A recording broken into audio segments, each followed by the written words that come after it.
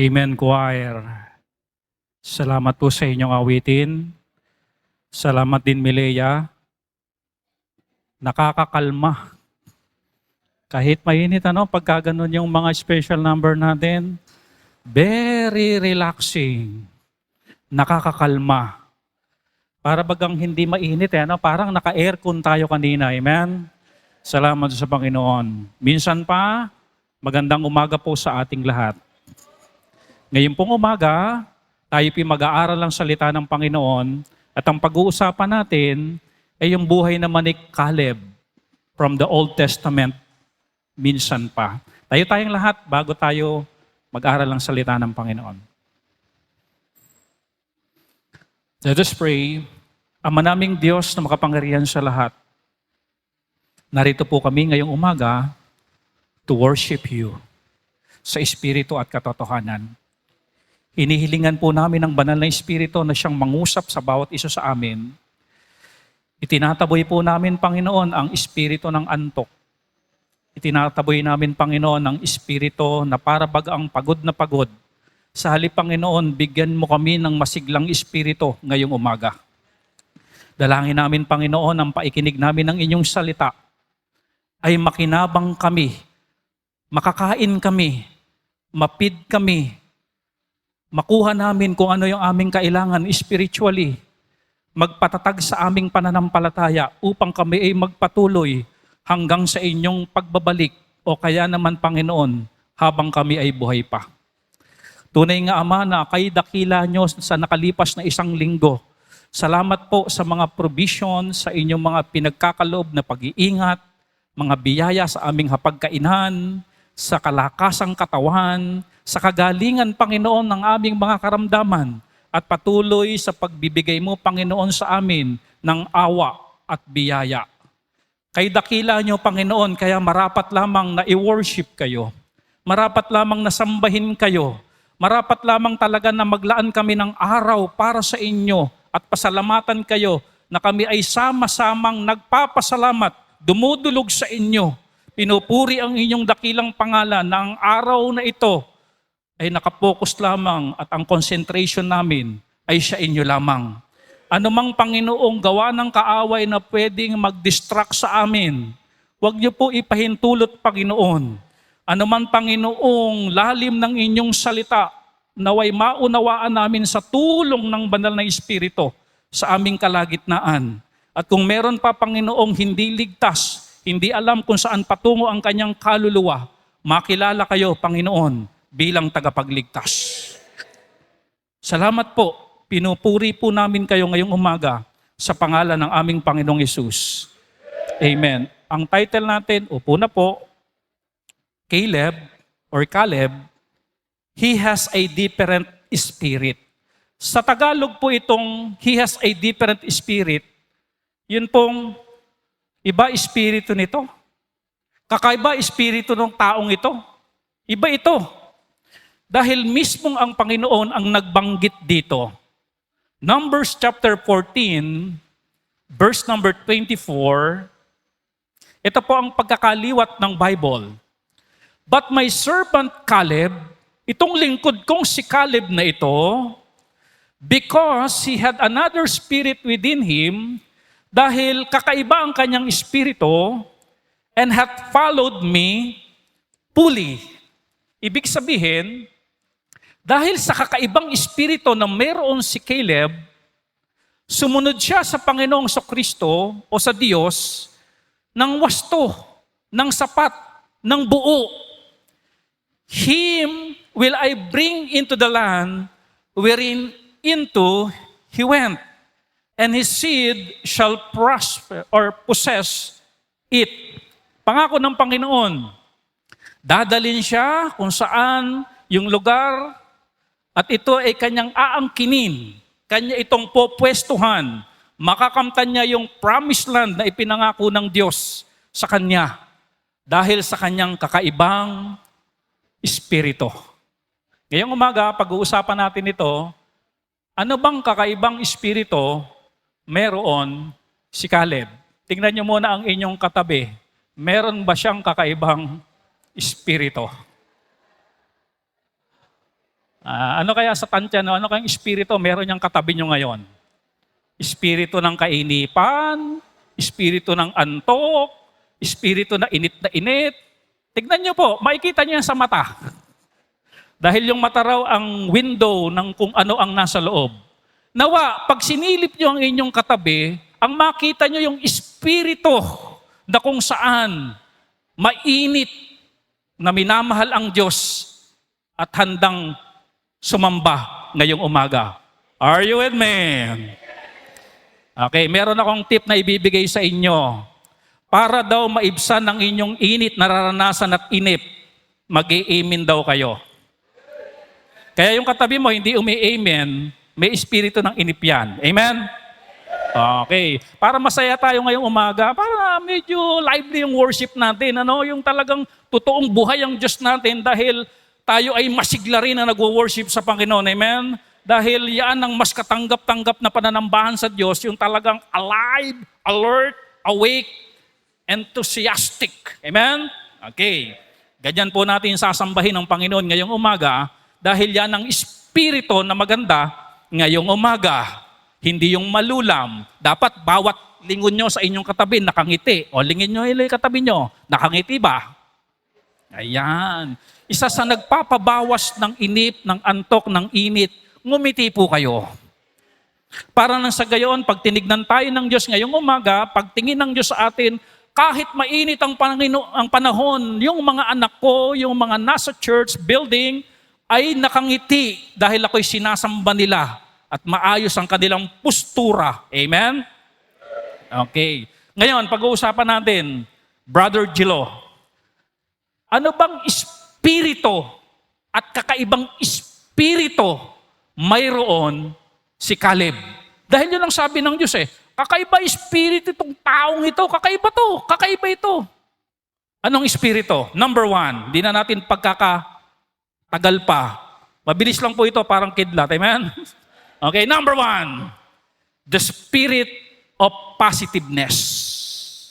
Ngayon po, para maintindihan natin itong mga puntos natin, nilagyan ko po ng mga definition. The word positiveness, dalawang meaning po ang inilagay ko. Bakit po dalawang meaning ang inilagay ko sa salitang positiveness? Kasi yung dalawang meaning na ito, akmang-akma at kitang-kita sa buhay ni Caleb.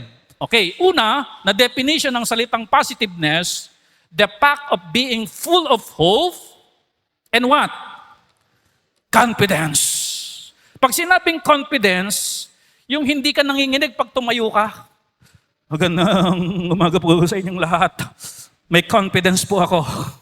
Hindi ganon. Yung pagtayo mo dito, talaga namang iba dating mo. Iba espiritu mo. Yung talagang lively ka, yung buhay na buhay ka, yung talagang akmang sabing ganoon, positiveness, the fact of being full of hope, punong-puno ng pag-asa, and confidence. At itong definition na ito na positiveness na una, ay kitang-kita at mababanaag natin talaga sa buhay ni Caleb. Paano nangyari yun, Pastor, na itong positiveness na ito ay nasa buhay na Caleb? Okay, ito po yan. Alam niyo po ba, marahil sa inyo, gandang-ganda kayo sa pangalan na Caleb. Sino po sa inyo ang gandang-ganda sa pangalan na yan? In fact, ipinangalan yan ni Maru sa anak niya. Pero listen carefully, pag nalaman nyo ngayon ang definition ng salitang Caleb, huwag nyong ibubuli yung anak ni Maru. Dahil scout ranger ang tatay niyan. Are you listening? Kakatapos lang po mag-training ng asawa ni Maru ng sniping. Sharpshooter po si Mac. Kaya pag naintindihan nyo ang definition ng salitang Caleb, tumahimik na po kayo. Amen? The word Caleb na tayo'y gandang-ganda, gwapong-gwapo, hangang-hanga sa pangalang ito, parang Lester lang yan Parang Augusto lang yan Parang emperor no?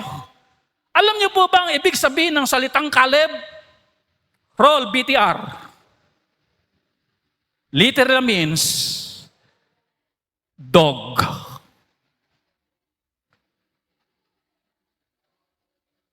Maganda ba? Na ibig sabihin ang pangalan mo aso? pitbull, askal. Hindi, di ba? Alam niyo, listen carefully. Pwede bang itong si Caleb ay manisi sa magulang niya? Hindi, sabihin niyo, pwede. Hindi pwede, di ba?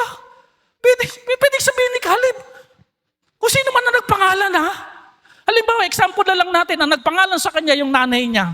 Pwede nga ang maging buhay ni Caleb ay sisihin ng nanay niya. Nanay naman, ang dami-daming pangalan sa mundo na magaganda ang kahulugan. Bakit naman na aso pang ibig sabihin ng pangalan ko? Bakit pinangalan niyo ako ng aso? Di po ba? Pwedeng mag-self-pity itong si Caleb. Another thing, pwedeng magkaroon ng insecurity itong si Caleb. Pwedeng mga kapatid, from time to time, ibuli itong si Caleb ng kanyang mga kaklase. Tama po, kasi nung araw, kapag sinabing Caleb, naiintindihan nila kagad ang kahulugan noon kasi wika nila yung pinag-uusapan dito. Ngayon sa panahon natin, pag sinabing Caleb, gandang-ganda tayo pero hindi natin alam ang kahulugan. Alam niyo ba nung panahon nila, pag sinabing Caleb, intinding-intindi ng mga taong nakapaligid sa kanila na ang ibig sabihin ng salitang Caleb ay ano po? Sabihin niyo nga po, dog. O sabi ko sa inyo, huwag niyo nang ulitin sniper ang asawa nun Are you with me? You see? Pero alam niyo si Caleb, hindi niya pinili at mag-stay at mag-focus sa negative niyang pangalan. Amen? Well, of course, hindi ko alam mga pangalan nyo kung gaano kabantot. Okay lang po yun. Wala naman sa pangalan yan Amen? Alam nyo, kaya ang definition ng positiveness is confidence. Kasi ganun yung buhay ni Caleb. Hindi niya tinignan at hindi siya nabuhay kung ano yung meaning ng pangalan niya. Hindi siya nag-focus, hindi siya nag-stay, hindi siya buong buhay nanisi na lang, hindi buong buhay niya nag-self-pity na lang because of the definition of his name. No, hindi ganon si Caleb. Kung napangalanan ka na ng medyo mabantot at masangsang na pangalan, okay lang yon. Amen? Mahirap magpalit ng pangalan, magasta. Are you with me? But listen carefully. Napakahusay at napakabuti ng Panginoon. Pwede tayong mag-focus hindi sa negative, kung hindi saan po? Sa positive. Amen? At praise God, ang pinili ni Caleb, positive. Amen? Ito pa, ang background kasi ng pamilya ni Caleb was a wild clan. Pag sinabing wild clan, medyo yung bang nakatira sa gubat. Siguro itong si Caleb hindi masyadong nag-aral. Dahil sa wild yung bang, alam niya yung gubat. Kaya siguro naisipan ng magulang niya dahil gubat lagi sila, aso na lang papahalang ko sa'yo, bagay dito sa gubat. Ibig sabihin, even yung family background nitong si Caleb, hindi rin maganda. May pangit na background. May pangit na karanasan ng kanyang pamilya. Meron lumipas na hindi maganda. Listen carefully. Di po ba tayo, ang bawat isa sa atin, mayroon tayong mga kwento na pangit na karanasan nung nakalipas. Na kapag binalikan mo, nakakahiya yung ginawa natin. Na kapag binalikan mo, talaga namang madi-discourage ka. Na kapag binalikan mo yung background mo, yung pamilya mo, na kapag sasakay sa escalator, natandaan niyo yun, sasakay ng escalator, hinubad pa yung tsinelas, tsaka sumakay. Akala hagdan nung araw. Yung bang may mga ginawa tayong nakakahiya. May mga pangit tayong nakaraan. Na kapag binalikan natin, talagang nawawalan tayo ng gana. Yung bang bigla tayong nahihiya tayo sa ating sarili. Because the background ng ating family, Yung iniisip mo, naku, bakit ba dito pa ako nagmula sa pamilyang ito? Magulo. Pero listen carefully. Si Caleb, hindi nag-stay kung ano yung background ng kanyang family. Sabi dito, hindi man maganda ang kahulugan ng pangalan, hindi man maganda ang family background ni Caleb, pero hindi siya nakapokus sa negative. Hindi niya ginugol ang oras niya para sisihin ang nagpangalan sa kanya. Listen carefully. Ang paninisi, it causes us discouragement.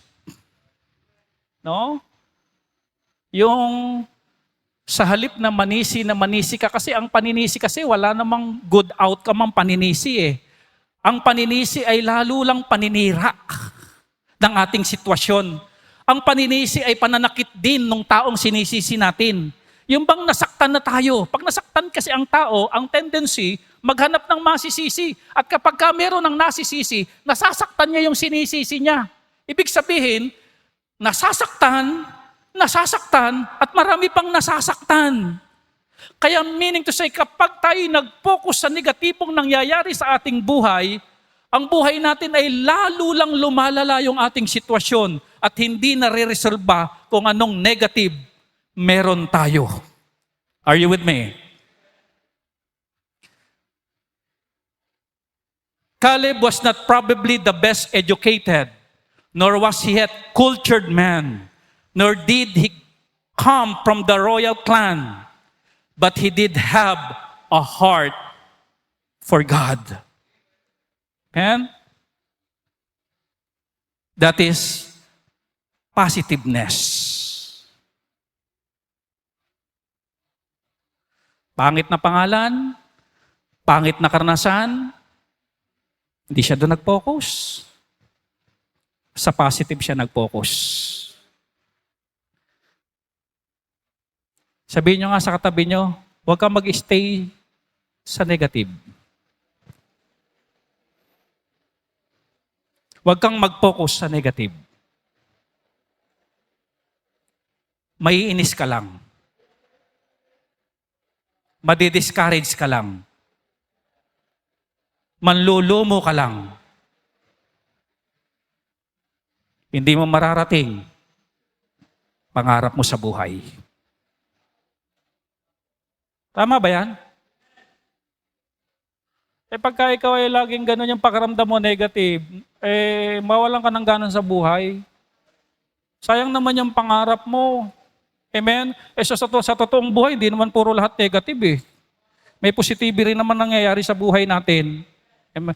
Kahit gaano pa kabantot ang pangalan mo, okay lang yun. Huwag ka mag-focus sa mabantot mong pangalan. Amen? Huwag ka mag-stay sa mabantot mong nakalipas. Ang gawin mo doon, maging hamon sa'yo. Hindi yung punong-puno ka ng paninisi, punong-puno ka ng reklamo. Kung punong-puno ka ng reklamo, pumunta ka sa barangay. May magpapayo sa'yo doon. Amen? Another meaning ng positiveness, the quality of being encouraging or promising of a successful outcome. Another meaning. Yung bang nag-encourage for a positive outcome or successful outcome. Alam nyo ba ang mundo natin ay punong-puno na ng negative? Huwag ka nang sumali. Amen? Ang daming balita, puro negative. Pag nagbukas ka ng social media, puro nakaka-stress. Puro quotation na nasaktan. Are you with me? Puro kwento ng mga nasugatan. Puro kwento ng mga move on. Punong-puno ng ganyan ang mundo natin. Pinuno ng mundo ang buhay natin ng mga negative. At wag naman tayong sumali. Amen? Bilang Kristiyano, dapat iba ang espiritu mo. Amen? Yun ang nagustuhan ng Diyos kay Caleb. Iba espiritu nito. Ang bantot ng pangalan pero iba. Amen? Positive. Ito po, kwento po yung pag-uusapan po natin. Pastor, mahirap pong hindi makita yung negative At pag-uusapan natin ito. Hayaan niyo po na unti-unti ko po sa inyong ikwento ang istoryang ito. Numbers 13:27. Inutusan ni Moses ang 12 spy para puntahan ng promised land. 12 sila, 12. Kasi sasakupin nila yun Parang yung mga inchik ngayon, nagpadala ng mga spy dito sa Pilipinas. Tinignan nila yung lugar. Ngayon, umuwi na sila, magre-report na sila. Umuwi na sila. Ito ang report doon sa lugar na promised land. Nasasakupin nila. Here's the report. Numbers 13:27. Ito po yung report na nakita nila ron. And they told him and said, we came unto the land whither thou sentest us. Pinuntahan namin yung lugar kung saan nyo kami isinugo. And surely, ano una nilang nakita sa lugar, sa promised land? Surely, it floweth with milk and honey. Sabi ng report, sigurado nakita namin. Talaga namang floweth with milk and honey yung lugar. Sagana yung lugar, maganda yung lugar. Potential yung lugar, ang ganda ng lugar. And this is the fruit of it. Ang ganda ng lugar. The question is, nakita ba nila? Yes, nakita nila. Verse 28. Nevertheless, the people be strong that dwell in the land. Kaya lang, may problema tayo, yung mga nakatira doon. Naku po! Mga nag-gym. Lalaki ng katawan. Puro protein ang kinakain. And the cities are walled. Yung lugar na sasakupin natin, naku po, napakataas ng pader. And very great. And moreover, we saw the children of Anak there. Yung pong children of Anak, ito po yung mga higanting mga lahi. Maganda yung lugar. Kaya lang yung mga nakatira, matitipuno. May mga higanti pa. Tapos yung kanilang wall, napakatataas, matibay. Purong eagle cement yata ang ibinuhos. Matibay. Tapos mga taga-iay pa yata ang gumawa. Matibay. Kita mo yung plumbing? Talagang matindi. Talaga yung pool well nila, talaga pag ginanon mo, wala kang makakapa. Mahusay yung pagkakagawa. Magaling di instructor Amen? Mahirap ito. Abi, ang contractor ay matibay ito. Mga international ang quality nito. Di ba ganun ang balita? Duktong ko na lang yon.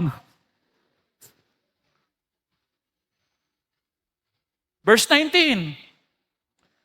The Amalekites dwell in the land of the south.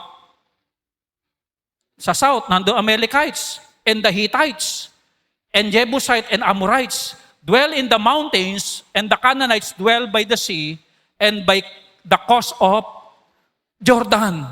Naku po, nakapaligid po ang dami. Verse 30, nakita, di ba?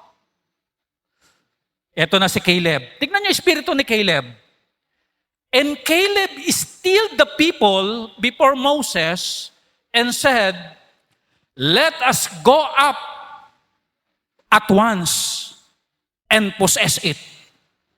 Amen? Anong mga giant? Anong malalakas ang katawan? Anong iayang kontraktor? Sabi ni Caleb, puntahan natin. Sakupin natin sila. For we are well able. Take note for the word, a word, well able to overcome it. Sir Lester, anong sinasabi ni Caleb? Kayang-kaya natin to. Amen? Iba espiritu? Iba espiritu nito. Matapang. Walang susukuan. Amen? Ang nasa isip, successful outcome. Amen? Tanong. Totoo. Nakita nila ang negative. Malalakas na tao, mga higanting tao, nakapaligid na tao, matibay na wall. Pero meron ding nakitang positive. Are you with me? Alam niyo po ba, hindi niyo pa alam? Yung katabi mo, may makikita kang negative sa kanya. Silipin niyo uli katabi niyo. Pero alam niyo, meron ka ring positibo na makikita sa kanya. Church, listen carefully. As a church, may makikita kang negative dito. Pero alam nyo, meron ka rin makikitang positive dito sa church. Ang tanong na lang dito, saan ka nakapokus? Are you with me? Tatanungin kita, Sir Kyle, nakita rin ba ni Caleb yung mga strongman? Nakita rin ba ni Caleb yung mga higante? Nakita rin ba ni Caleb yung wall na matigas? Nakita rin niya yun. Pero hindi siya nag-focus sa negative. Ang nag-focus siya sa successful outcome. Again, church, pag nag-focus ka sa negative, manghihina ka. Even your faith in the Lord, panghihinain ng negative.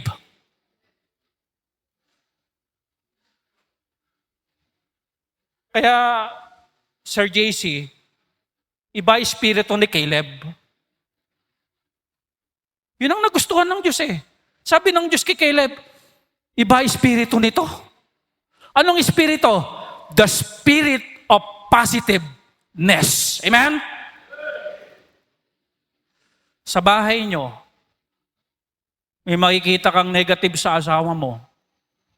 Alam niyo po ba yung interview ni Oyo Boy Soto? Sino asawa nun? Christine Hermosa. Ano yung sinabi niya ni Oyo Boy? Hindi araw-araw mahal ko si Christine. Just imagine Hermosa. Just imagine si Christine Hermosa na umamin siya, hindi araw-araw mahal ko si Christine Hermosa. Totoo po yun. Ang totoo din, even yung asawa mo, hindi araw-araw mahal mo asawa mo. Tama po ba? Kung minsan naiinis ka sa asawa mo.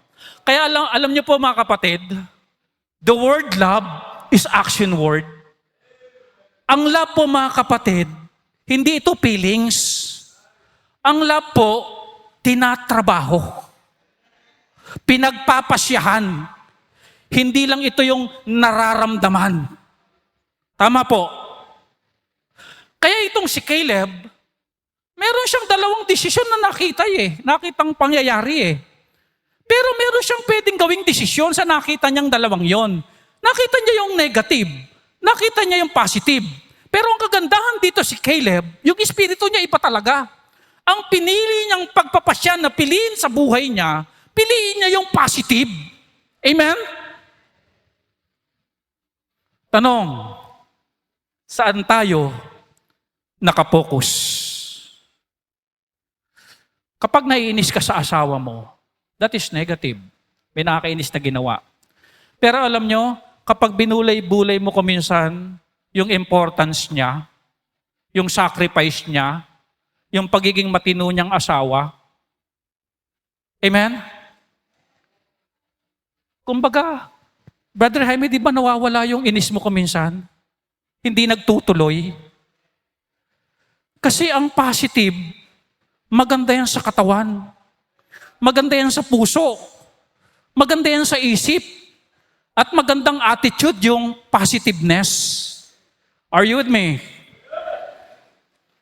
Ako ranasan ko kaya kasi yan eh. Kuminsan naiinis ako sa mahal kong asawa. Pero pag tinitignan ko ito na pinagluluto ako sa umagahan, pinagdadrive ako, tinitirisan ako ng tagyawat sa likod. Naiibsan yung ano ko eh. Nakukuha niyo ba yung ibig ko sabihin? Kapag ipinabaling mo sa positibo, kumakalma kayo eh. Pero mag-stay ka sa negatibo, lalo ka maiinis eh. Church, kung naiinis ka, may problema ka. Naka-stay ka sa negative. Are you with me? Are you with me? Pero kung kalmado ka na, wala ka ng problema. Nag-i-stay ka na at bumabalik ka na saan? Sa positibo. Kaya alam nyo itong si Caleb, kalmado, di ba Sir Jaime? Balikan natin yung 13:30. And Caleb is still the people. Pinakalma niya. Bakit niya pinakalma, Sir Lester? Kasi siya mismo, kalma lang. Hindi natatakot sa kalaban. Dahil umiikot din sa isip ni Caleb, promise ng Panginoon yon, dadalhin tayo doon. Amen? Positive yung isip ko kasi yung isip ko, Word of God. Na pangako ng Diyos, dadaling tayo sa promised land. Kaya sabi ni Caleb, Oy, huwag kayong magreklamo muna. Kasi nagrereklamo na yung mga tao. Huwag muna, kalma lang muna kayo. Kayang-kaya natin yung kalaban. Mas malakas tayo doon. Kaya nating i-possess yung lote. Alam nyo, yung mga taong negatibo, ito pa yung kanilang espiritu. Ayaw lumubay. Sabihin nyo nga po, ayaw lumubay. Pinapakalma mo na, ayaw pang lumubay. O, tignan nyo ito. Numbers 13:31. But the men that went up with him said, We will not be able to go up against the people, for they are stronger than we. Nakapokus talaga sa negative. Sabing ganoon, hindi natin kakayanin. Sabi ni Caleb, kaya natin. Sabi ng mga tao, hindi nga natin kaya. Parang ano lang to, yung drama sa hapon. Hindi natin kaya. Ito na. Yung mga taong negatibo, pinapakalma mo na, ayaw pang kumalma. Alam niyo po ba ang tawag ng Diyos sa mga taong negatibo? Akala niyo ba yung pagiging negatibo is hindi big deal sa harapan ng Diyos? Big deal sa harapan ng Diyos yan. Ano ang wika ng Bible about doon sa mga negative thinker? Ito sabi ng Bible, Numbers 13:32. And they brought up, ano tawag ng Bible? Evil report. Totoo yan eh.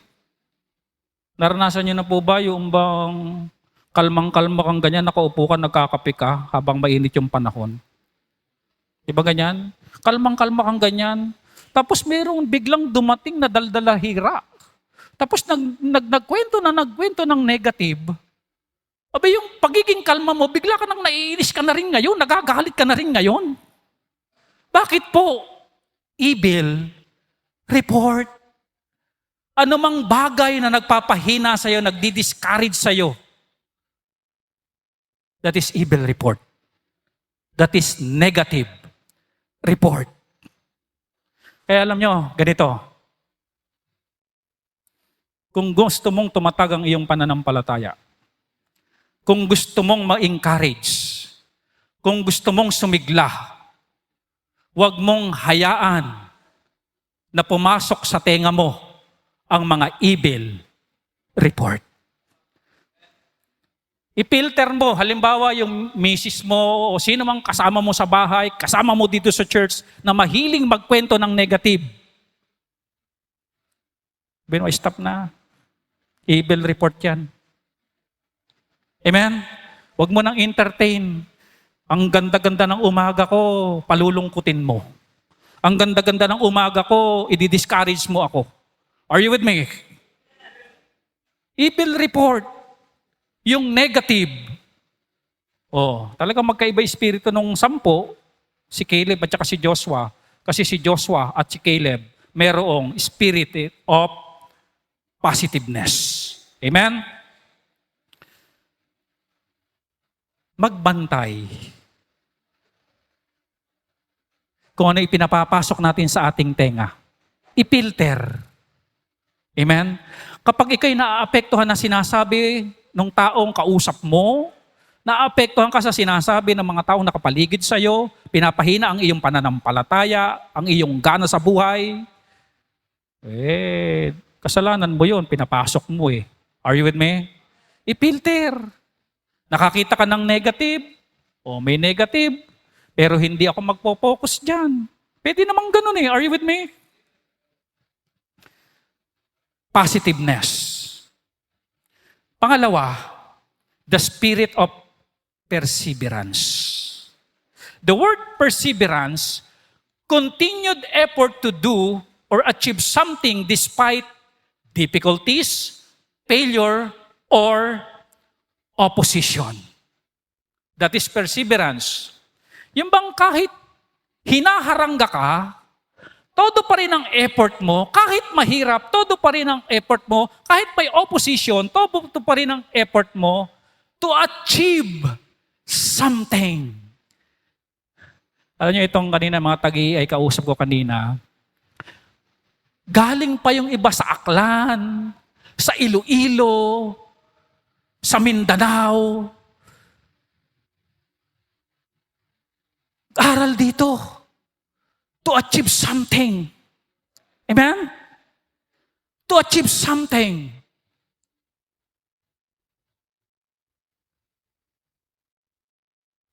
Alam nyo, yung mga taong nakarinig ng negative report, ito pa, malakas maka-impluwensya ang negative report. Kaya talaga dapat tatakpan natin, tenga natin yan para hindi na mag-spread out. Nung marinig na ng mga tao at na-impluwensya na lahat ng tao, ayaw na nilang pumunta sa promised land. Ayaw na nila. Ito ang nangyari. Verse number 6 ng Numbers chapter 14. And Joshua the son of Nun and Caleb the son of Jephunneh, which were of them that searched the land, rent their clothes. Kasi yung mga tao ayaw nang sumama. Ayaw na. Pinunit nila yung kanilang damit. And verse number 7, and they speak unto all the company of the children of Israel, saying, the land which we passed through to search it is an exceeding good land. Ba't tayo niyong sumama? Maganda ron. Maganda yung lote doon. Sagana yung lote ron. Ba't ayaw niyo nang sumama? Ito, Jelo, habang ang mga tao nakapokus sa negative, hindi bumibitaw itong si Caleb sa positive. Amen? Amen? Bagamat ang lahat negative na, huwag kang bibitaw sa positive. Bagamat ang iba'y negative na, huwag kang bibitaw sa pangarap mo. Amen? Bagamat negative na ang sitwasyon, huwag kang bibitaw sa ipinangako ng Diyos sa buhay mo. Bagamat yung sitwasyon na hindi na umaayon sa'yo, huwag ka pa rin bibitaw sa paglilingkod sa Panginoon. Verse number 8, if the Lord delight in us, then He will bring us into this land and give it us, and a land which floweth with milk and honey. Verse number 9, only rebel not ye against the Lord, neither fear ye the people of the land, for they are bread for us. Positive pa rin Ang tingin lang nila Caleb doon sa mga tao, tinapay lang sa atin yan. Sisiw lang yan. Their defense is departed from them, and the Lord is with us. Fear them not. Listen carefully. Ang taong positibo ang kaisipan, Bakit naging positibo? Dahil alam niya na kasama niya ang Panginoon. The Lord is with us. Kaya natin yan. Hindi natin susukuan. Meron bang perseverance? Meron. Hindi umaayaw. Alam niyo, ito yung perseverance ni Caleb eh. Verse number 10. But all the congregation bade stone them with a stone. Here's the perseverance of Caleb. Handa siyang batuhin ng mga taong nagrereklamo. Handa niyang harapin yung galit ng mga taong nagrereklamo. Itutuloy pa rin niya yung pagpunta sa promised land kahit galit na yung mga kasama niya at gusto na siyang batuhin. Tutuloy pa rin siya. Amen? Napakaganda po ng quotation na ito. Sino po sa inyo ang mayroon pang pinapangarap sa buhay? Mayroon pang inaangkin na pangako ng Diyos na hindi pa nangyayari sa inyong buhay? Listen to this. Everything in life that is worth accomplishing has obstacles. Lahat ng worth accomplishing sa buhay may obstacle. Hindi madaling bumili ng lote, may obstacle. Hindi madaling magpatayo ng building, may obstacle. Hindi madaling makagraduate ng college, there's a lot of obstacles. Hindi madaling makatapos at makagraduate. Sir, ilang araw na lang sila? Araw na lang ang binibilang ng mga taga-EI. Pero hindi ganun madaling makagraduate sa EI. May obstacle. Pero kahit may obstacle, may pagsubok, may opposition, kapag yan ay worth accomplishing, go. Sabihin mo sa katabi mo, go ka lang.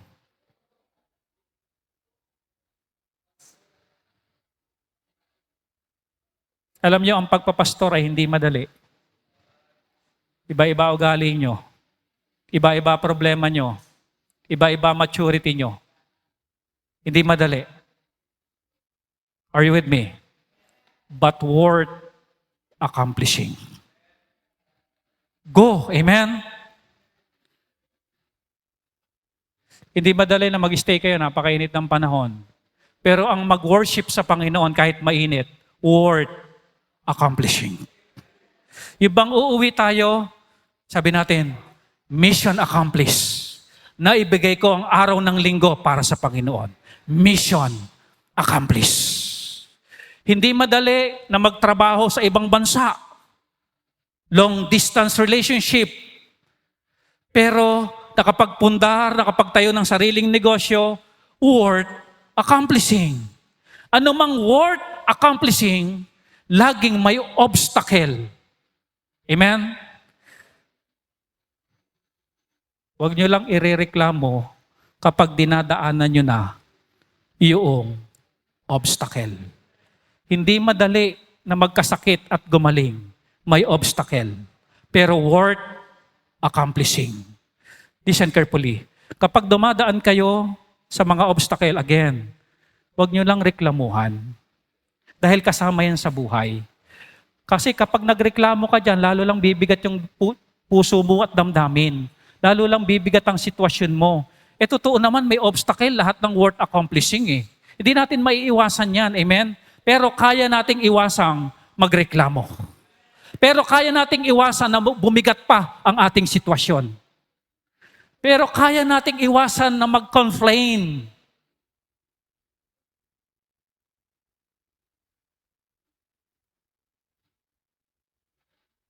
Amen? Alam niyo, nung linggo anniversary natin, napaka-precious ng oras ng mga nagluluto. Alam niyo ba kung ano pa nangyari nung linggo? Biglang nawala ng gasol. Buti na lang may gasol si Nanay Dang. Pero kahit ganon, may obstacle, worth accomplishing. Alam niyo ba ang sabi ng mga kumakain dito nung linggo? Ang dami raw pagkain. Unlimited. Amen? Praise God.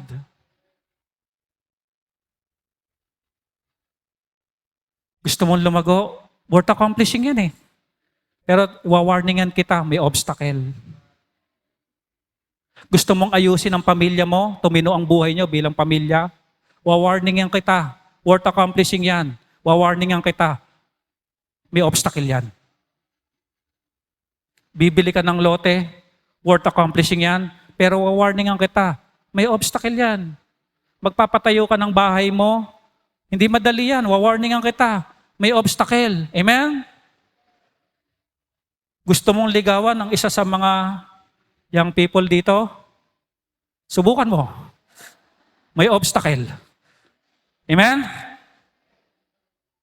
Are you with me? Kapag worth accomplishing, may obstacle.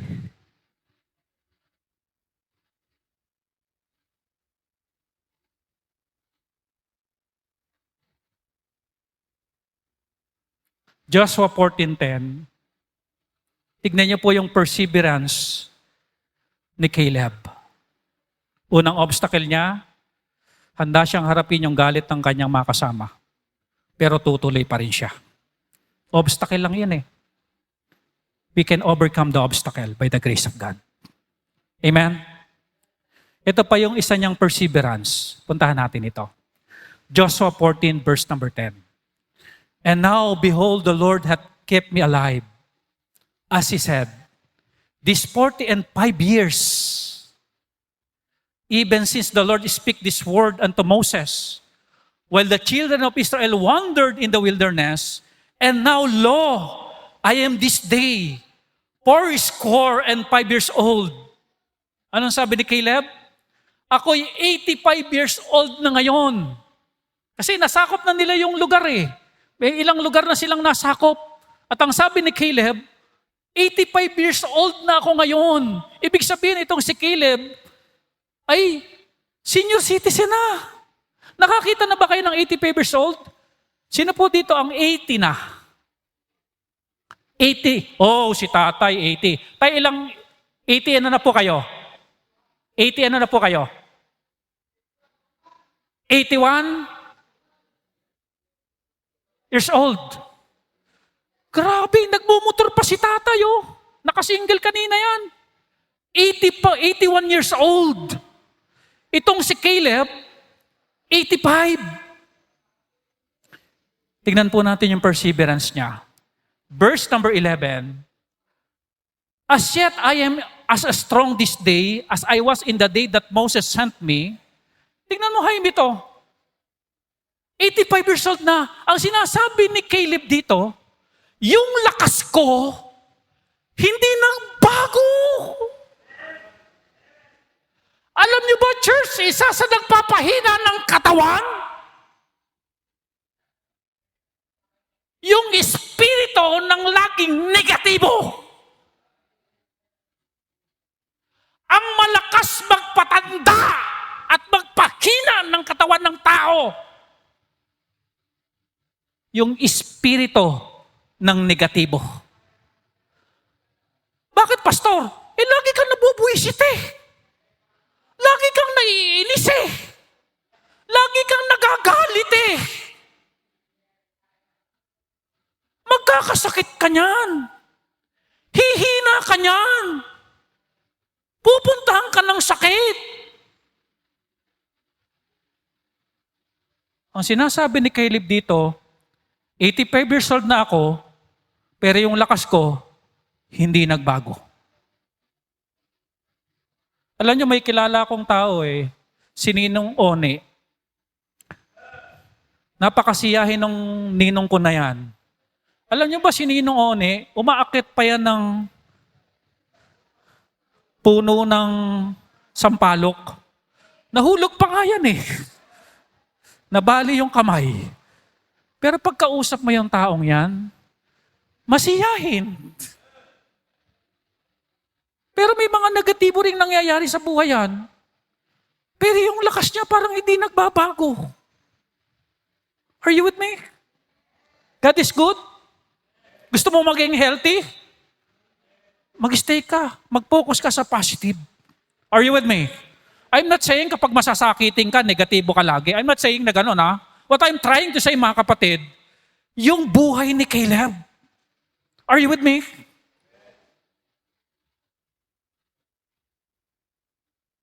Ito pa. As my strength was then, even so is my strength now. Ang lakas ko, pang ano raw? Panggera pa. Are you with me? Kaya ko pang humawak ng tabak. Kaya ko pang humawak ng shield. Kaya ko pang makipaggera sa mga inchik, mga tsekwa. Kaya pa. Kahit dali nyo rito hapon, sasali pa ako sa gera. Amen? Both to go out and to come in. Alam nyo, itong senior citizen, ang request niya kay Joshua, ito request niya. Ang pinag-uusapan natin, perseverance, perseverance. Spirit of perseverance. Verse number 12 ng Joshua chapter 14, ito nakalagay. Now therefore, give me this mountain. The 85 years old, ang request pa, give me this mountain. Alam ba, Brother Jaime, kung anong mountain yung hinihingi niya kay Caleb? Basahin natin kung anong mountain. Whereof the Lord spake in that day, for thou heardest in that day how the Anakims were there. Anong mountain yon? Doon nakatira yung mga giant na kinatatakutan nung 10. Are you with me? Tindi dito. Ngayon pang nagkaedad, hindi nawala yung perseverance. Kahit nagkaedad, hindi nawala yung positiveness. We're there. And the cities were great and pens. Ito yung kinatatakutan, di ba kanina? Yung matibay yung wall, malalaki yung tao. Ito yung same spot, yung kinatatakutan ng 10 ng mga tao. Ito yun. At the age of 85, Joshua, ibigay mo sa akin yan. Ako ang tatalo sa mga giant na yan. Ako ang magpapabagsak sa mga wall na matitigas na yan. At the age of 85. You see the perseverance? If so be the Lord will be with me, then I shall be able to drive them out as the Lord said. Yun po. Nilabanan ni Caleb, natalo, panalo sila. Ibig sabihin mga kapatid, kahit may edad na tayo, amen, huwag pa rin mawala sa atin yung pagpupursigi to serve the Lord. Huwag pa rin mawala sa atin yung bang pag-abot pa rin ng mga pangarap natin sa buhay. Yan ang nagpapasigla sa atin yung bang meron pa rin tayong inaabot. Kung minsan may sakit na tayo pero hindi natin banaag yung sakit Dahil meron pa rin tayong inaabot, meron pa rin tayong pinapangarap. Masigla ang buhay na merong inaabot. Amen? Pero yung mga taong wala ng pangarap sa buhay, malungkot ang buhay. Ang hinihintay na lang ay kamatayan. Pero alam niyo po ba yung bisita ni Nanay Malu? Nagbabasa daw ito ng Bible Babasa daw ng Bible. Sabi niya, gusto kong makarating sa church, gusto ko nang makarinig pa ng muli ng Bible. Amen? Kaya nandito ngayon si tatay. Yung bang kahit 81 years old na, gusto ko pa rin, yung bang nag-aaral talaga ng Biblia. Di ba ganun ang gusto ni tatay? Meron pa rin kinugol, meron pa rin inaabot. Kahit ba yung hingal ng umakit dyan sa ating hagdanan, inaabot pa rin ang pananambahan. Number 3, dito tayo magtatapos. Hindi lang spirit of perseverance meron si Caleb, spirit of perfectness. The word perfectness is wholeness, buo. Pag naglingkod si Caleb, hindi ka praso. Buo. Ngayong umaga, buo ka ba sa Panginoon ngayon? Buo pa ba yung puso natin sa Panginoon ngayon? O kalahati na lang ang ibinibigay natin sa Kanya? Listen to this. Ito ang sinabi sa Joshua 14:14.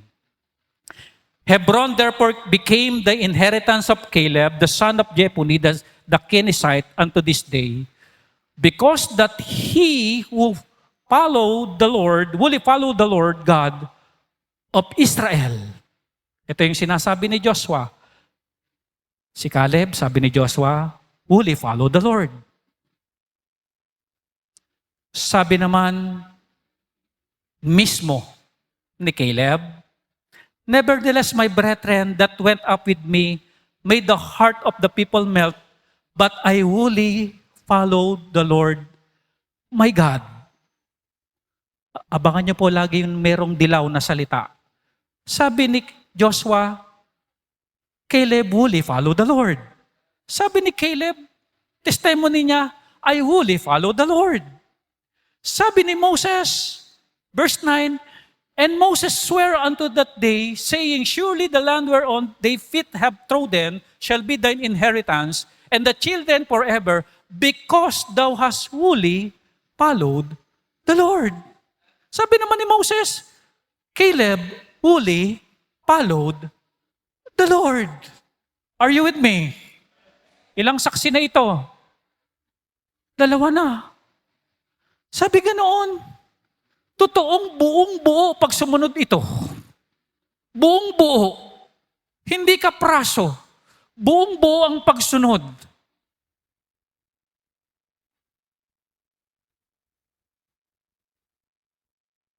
Verse 32, o chapter 32, verse 10 ng Numbers, and the Lord's anger was kindled the same time, and he swears, saying, surely none of the men that came up out of Egypt from 20 years old and upward shall see the land which I swear unto Abraham, Isaac, Jacob, because they have not wholly followed me. Ito naman sinabi ng Panginoon.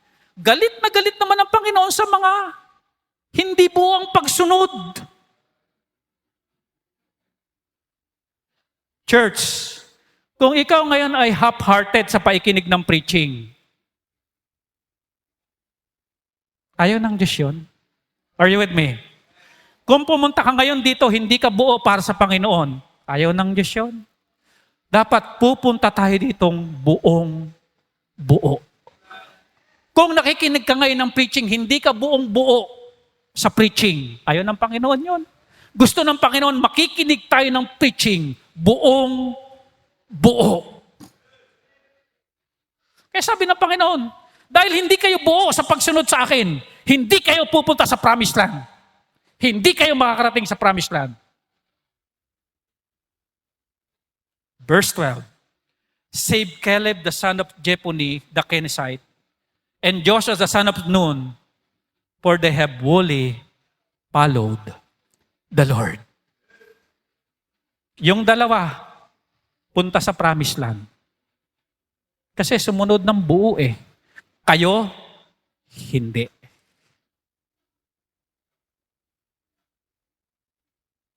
Amen?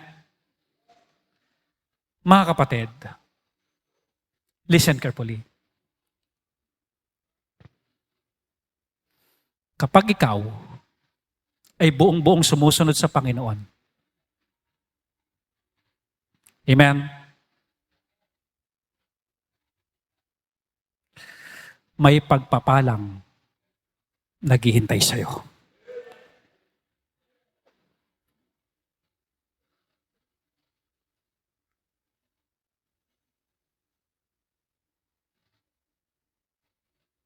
Tignan niyo yung pagpapala ng Panginoon. Balikan natin yung unang talata natin at dito tayo magtatapos. But my servant Caleb, because he had another spirit with him and had followed me fully, him will I bring into the land whereinto he went, and his seed shall possess it. buo ka, buo rin ang pagpapala ko sa iyo. Amen. Kung kumikita ka ng 12,000, nag-o-offering ka ng 100, hindi buo yon. Amen?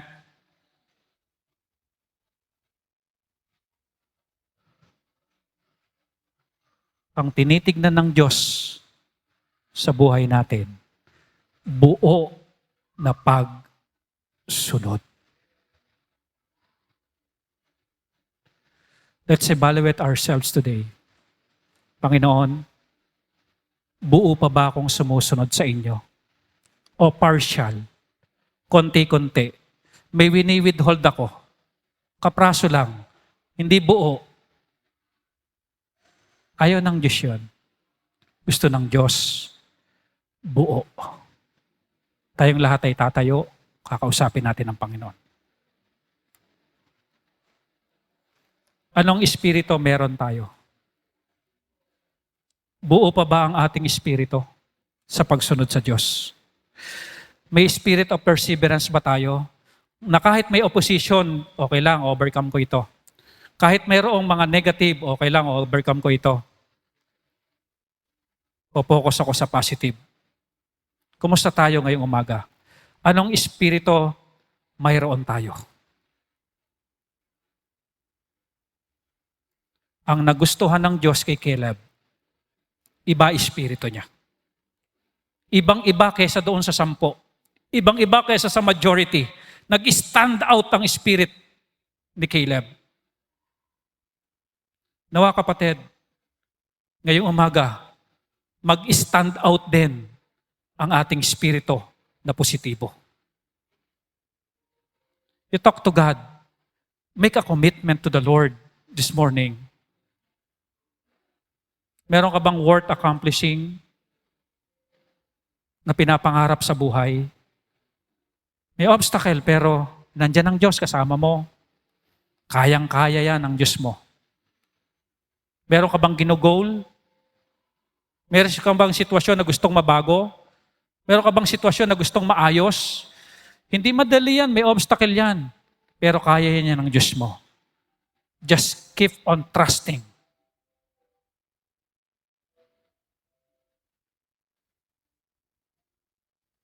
Come on, you talk to God.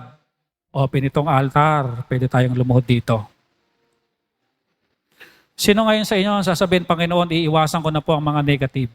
Nanlulumo lang ako dyan eh. Nadi-discourage lang ako dyan. Pinanghihinaan lang ako ng loob dyan. Lagi akong maiinisin, lagi akong magagalitin, lagi akong nagbi-blame, lagi akong nangangatwiran, lagi akong nagko-complain. Iwasan ko na yan. Tulungan mo ako, Panginoon, na mag-isip ng laging positive. Nang ang outcome ng buhay ko ay positive. Tulungan mo ako, Panginoon, ng spirit of perseverance. Kahit mahirap, kahit may opposition, itutuloy ko yung pangarap ko sa buhay. Itutuloy ko yung paglilingkod sa inyo. Itutuloy ko yung maging tapat sa inyo. Itutuloy ko ang pananambahan. Itutuloy ko ang prayer meeting. Itutuloy ko ang faithfulness sa giving. Kahit may obstacle, spirit of perseverance. Panginoon, ngayong umaga, batid niyo ang puso namin. Kung kami ba ay buo pa o wasak na. Kung ang aming paglilingkod ay buong-buo pa o hindi na. Alam mo ito, Panginoon. Help us, Lord, na buo ito, Lord. Pagpalain po ang bawat panalangin ng bawat isa sa amin. At sa aming mga bisita, salamat po dahil naihayag sa kanila ang ebanghelyo ng Panginoong Jesucristo. Salamat po ng marami, Ama. Ito'y panalangin namin sa inyo. In Jesus' name we pray. Amen. Amen. Thank you, Lord.